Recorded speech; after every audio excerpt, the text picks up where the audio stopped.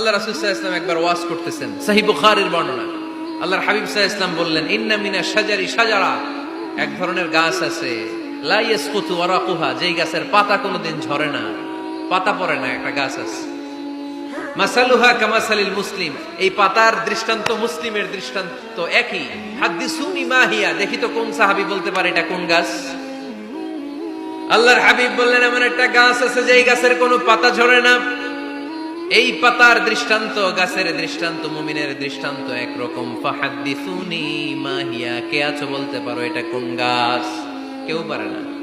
সাহাবারা মনে করছে এটা মরুভূমির কোন একটা গাছ হবে। কেউ বাড়ির পাশে যে খেজুর গাছ আছে এটা খেয়াল করে নাই, সবাই চলে গেছে অন্য গাছের দিকে। ক্যাকটাস, গুলমলতা, মরুভূমির রেয়ার যে গাছগুলো আছে, দুর্লভ দুষ্প্রাপ্য গাছগুলো, তারা এক একজন একটার পর নাম বলতে আরম্ভ করলো। আল্লাহ রাসূল সাল্লাল্লাহু আলাইহি ওয়াসাল্লাম বললেন হয় নাই।